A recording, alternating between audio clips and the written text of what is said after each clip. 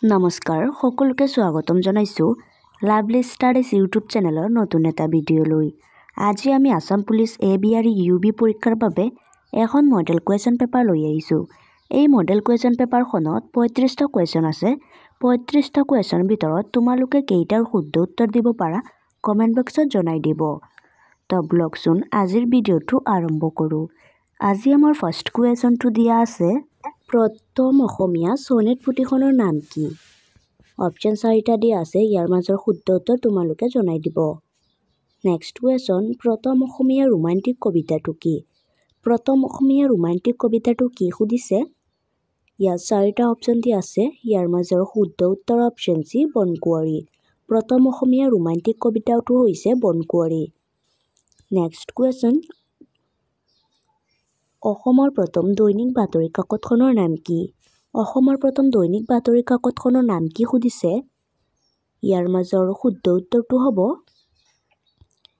Option B দৈনিক বাতৰি। অসমৰ প্ৰথম দৈনিক বাতৰি কাকতৰ নাম হৈছে দৈনিক বাতৰি। নেক্সট কুৱেশ্যনটো সুধিছে, বাংলা ছবিত অভিনয় কৰা প্ৰথম অসমীয়া শিল্পী কোন? অপশ্যন 4টা দিয়া আছে, অপশ্যন 4টাৰ মাজৰ শুদ্ধ উত্তৰটো হ'ব অপশ্যন এ প্ৰমথেশ বৰুৱা। বাংলা ছবিত অভিনয় কৰা প্ৰথম অসমীয়া শিল্পী আছিল প্ৰমথেশ বৰুৱা। নেক্সট কুৱেশ্যনৰ তাত 5 নম্বৰ কুৱেশ্যনটো সুধিছে, উপন্যাসৰ আধাৰত নিৰ্মিত প্ৰথম অসমীয়া ছবিখনৰ নাম কি? তলত অপশ্যন 4টা দিয়া আছে, অপশ্যন 4টাৰ মাজৰ শুদ্ধ উত্তৰটো হ'ব অপশ্যন চি মনুমতি। উপন্যাসৰ আধাৰত নিৰ্মিত প্ৰথম অসমীয়া ছবিখনৰ নাম হৈছে মনুমতি। নেক্সট কুৱেশ্যনটো সুধিছে, অসমৰ প্ৰথমটো তেল শোধনাগাৰটো কিমান চনত স্থাপিত হৈছিল? তলত অপশ্যন 4টা দিয়া আছে, অপশ্যন 4টাৰ মাজৰ শুদ্ধ উত্তৰটো হ'ব অপশ্যন ডি 1901 চনত। অসমৰ প্ৰথমটো তেল শোধনাগাৰ 1901 চনত স্থাপিত হৈছিল, দিগবৈ শোধনাগাৰ। নেক্সট কুৱেশ্যনটো সুধিছে, গুৱাহাটী বিশ্ববিদ্যালয়ৰ প্ৰথম অসমীয়া উপাচাৰ্য কোন আছিল? তলত অপশ্যন 4টা দিয়া আছে, অপশ্যন 4টাৰ মাজৰ শুদ্ধ উত্তৰটো হ'ব অপশ্যন বি কৃষ্ণকান্ত সন্দিকৈ। গুৱাহাটী বিশ্ববিদ্যালয়ৰ প্ৰথম অসমীয়া উপাচাৰ্য আছিল কৃষ্ণকান্ত সন্দিকৈ। নেক্সট কুৱেশ্যন, ফিলিপাইনৰ মুদ্ৰাৰ নাম কি? ইয়াত অপশ্যন 4টা দিয়া আছে, অপশ্যন 4টাৰ মাজৰ শুদ্ধ উত্তৰটো হ'ব অপশ্যন এ পেছো। ফিলিপাইনৰ মুদ্ৰাৰ নাম পেছো। নেক্সট কুৱেশ্যন, নেপালৰ ৰাষ্ট্ৰীয় প্ৰতীক কি? নেপালৰ ৰাষ্ট্ৰীয় প্ৰতীক কি সুধিছে। ইয়াৰ শুদ্ধ উত্তৰটো হ'ব অপশ্যন বি গৰু। নেপালৰ ৰাষ্ট্ৰীয় প্ৰতীক হৈছে গৰু। নেক্সট কুৱেশ্যন, পানীদিহিং অভয়াৰণ্য কোনখন জিলাত অৱস্থিত?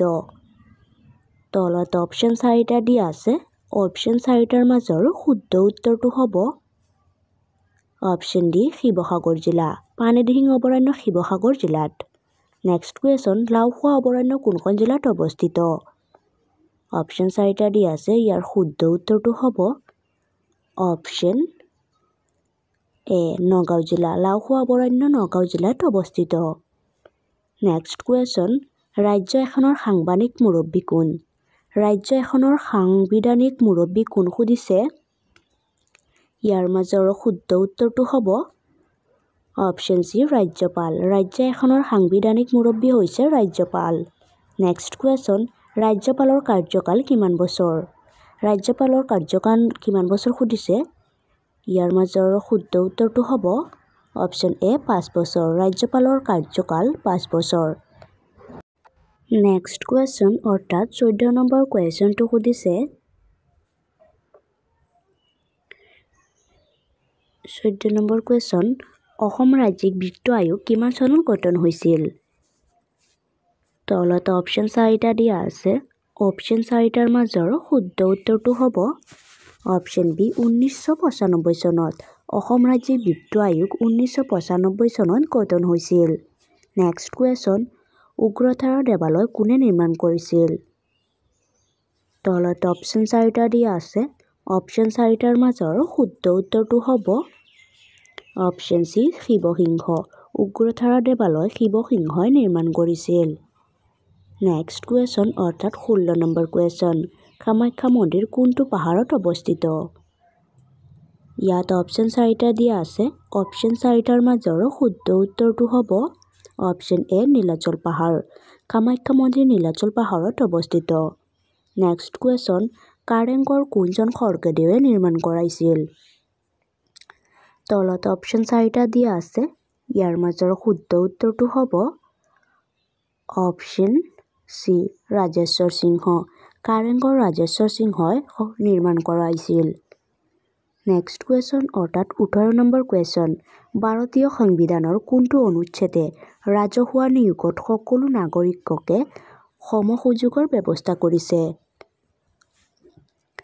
তলত অপশ্যন 4টা দিয়া আছে অপশ্যন 4টাৰ মাজৰ শুদ্ধ উত্তৰটো হ'ব অপশ্যন এ অনুচ্ছেদ 16 ভাৰতীয় সংবিধানৰ অনুচ্ছেদ 16ই ৰাজহুৱা নিয়োগত সকলো নাগৰিকে সম সুযোগৰ ব্যৱস্থা কৰিছে নেক্সট কুৱেশ্যন কোন বছৰত মৌলিক কৰ্তব্যসমূহ ভাৰতীয় সংবিধানত অন্তৰ্ভুক্ত কৰা হৈছিল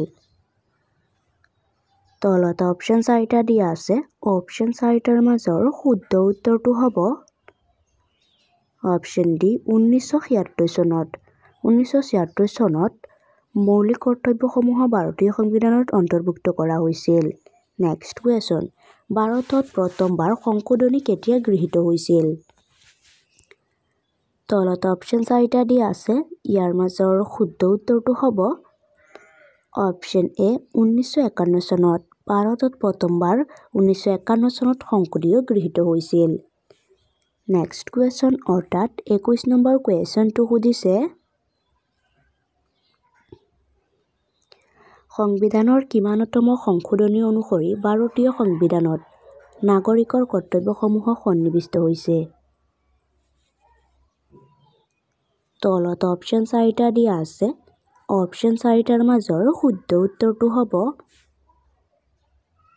অপশ্যন বি 42তম সংশোধনী সংবিধানৰ 42তম সংশোধনী অনুসৰি ভাৰতীয় সংবিধানক নাগৰিকৰ কৰ্তব্যসমূহ সন্নিৱিষ্ট হৈছে নেক্সট কুৱেশ্যন সংবিধান সভাৰ কোন স্থায়ী সভাপতি নিৰ্বাচিত হৈছিল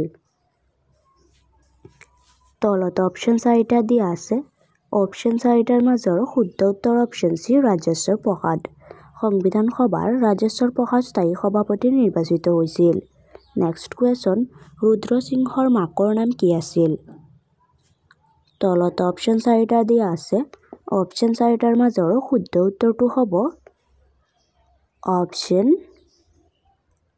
এ জয়মতী ৰুদ্ৰ সিংহৰ মাকৰ নাম আছিল জয়মতী নেক্সট কুৱেশ্যন কোন বছৰত মাধ্যমিক শিক্ষা আয়োগ গঠন হৈছিল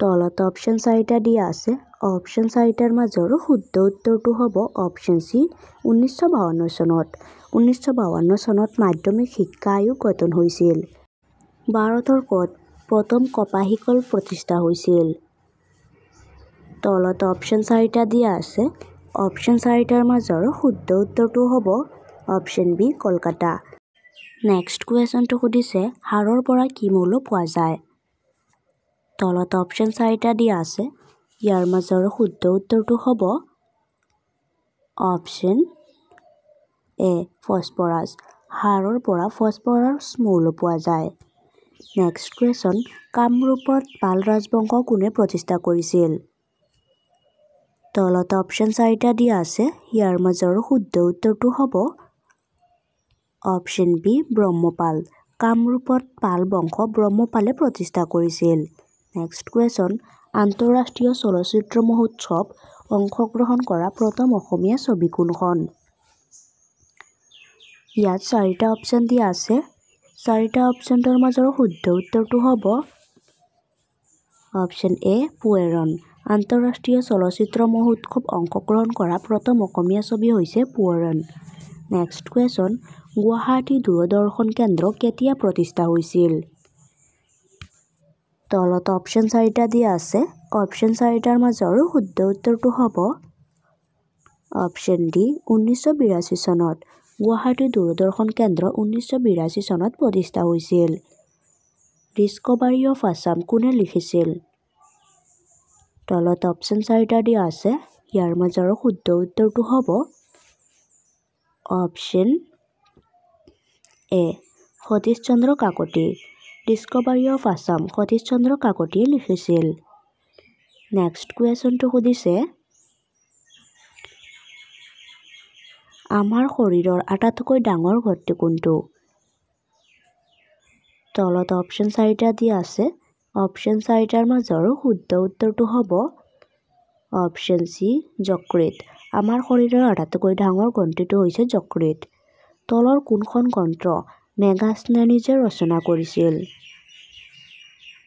তলত 4টা অপশ্যন দিয়া আছে ইয়াৰ মাজৰ শুদ্ধ উত্তৰটো হ'ব অপশ্যন এ ইন্দ্ৰিকা মেগাছে নিজে ৰচনা কৰিছিল দাস বংশৰ প্ৰতিষ্ঠাপক কোন আছিল তলত অপশ্যন 4টা দিয়া আছে অপশ্যন 4টাৰ মাজৰ শুদ্ধ উত্তৰটো হ'ব অপশ্যন বি কুতুবুদ্দিন আইবাক দাস বংশৰ প্ৰতিষ্ঠাপক কুতুবুদ্দিন আইবাক তাইমুৰে কেতিয়া ভাৰত আক্ৰমণ কৰিছিল তলত অপশ্যন 4টা দিয়া আছে অপশ্যন 4টাৰ মাজৰ শুদ্ধ উত্তৰটো হ'ব অপশ্যন ডি 1398 চনত তাইমুৰে 1398 চনত ভাৰত আক্ৰমণ কৰিছিল নেক্সট কুৱেশ্যন অৰ্থাৎ লাষ্ট কুৱেশ্যন পানিপথৰ প্ৰথম যুদ্ধ কেতিয়া হৈছিল পানিপথৰ প্ৰথম যুদ্ধ কেতিয়া হৈছিল সুধিছে অপশ্যন 4টা দিয়া আছে অপশ্যন 4টাৰ মাজৰ শুদ্ধ উত্তৰ অপশ্যন এ 1526 চনত